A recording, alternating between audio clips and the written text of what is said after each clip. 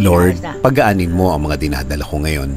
Panginoon, salamat sa mga biyaya o blessings na ibinigay mo sa akin. Salamat sa mga bagay na ibinigay mo dahil nakita mo na kailangan ko ang mga ito.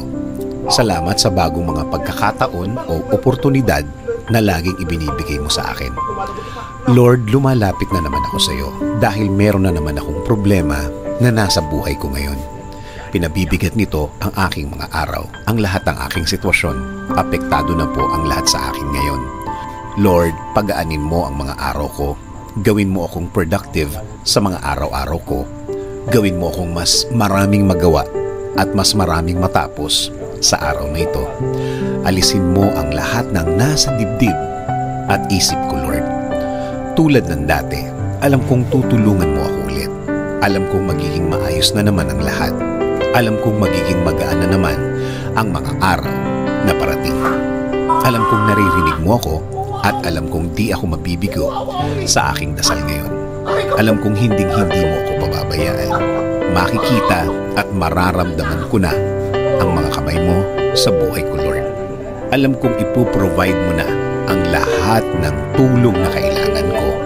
At tulad ng dati, ilalagay mo na naman sa way ko ang lahat ng bagay na pwedeng makatulong sa akin. Ang mga taong tamang maging impluwensya ko sa aking buhay. Salamat, salamat Lord. Dahil isinusuko ko na ang lahat. Ibinibigay ko na sa iyo ang lahat, Lord.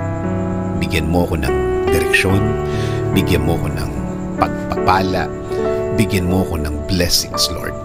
Kasama na po ng aking pamilya. Kayo na po ang bahala sa kanila. Kayo na po ang bahalang magbigay ng pagpapala sa kanila. Kayo na po ang bahala din na magbigay ng direksyon sa kanilang mga buhay. Ikaw na din po ang bahalang magbigay ng mga answered prayers sa kanila. Panginoon, patuloy akong kakapit. Patuloy akong maniniwala. Patuloy akong huhugot ng lakas at talino sa iyo, Lord. Alam kong bilang anak mo, kaya kong hilingin at ipagdasal ang lahat ng bagay na ito. In Jesus' name I pray. Amen. Sabi ko kanya, hindi tinggal ko yung amay, tanong. Na. Pero kita-kita ko yung pinalisok niyang galay. Ano sa palagay mo ngayon? Ayos na. Limisok na, parang pumunta na, kung nga rin, na ganyan, parang nagbalik ka. Eh, problema nga yung pagpapabalik ang masakay. Hindi, babaltakin ko lang yung pag-ano. Oo. Urong. Ano, kaya nyo na. Nakakatawa na. Boxing hero na yan. Kailangan ko lalayan. Baka ko madasa. Kan? Gagawin natin bukas. Yaw. Ano, mga isang lingkod na ba lingkod? Hindi, 2 araw pa nga. 2 araw. Ano, papahinga? Mga lunes batay. Papahinga? Kasi, gawin ko siya ngayon, ang pahinga 2 araw. Mga Biyernes ngayon, pahinga, Lunes ang ulit. Hindi ako nag-diilot ng magkasunod na araw. Mga lunes batay sa na. Nakagana. Ito nga naman, magkinakalakos ako ni... Tsaka yung hindi pa... Para maginawa yung circulate ng katawan. Tsaka, yun, tama sabi niya, Ben. Pakilala mo. Kahilot lang, huwag mo tatrabaho ka. Siyempre, yan, aring ating magagay, ating kasi Alben. Unti-unti yung babalik sa data. Parang yung bigat ng...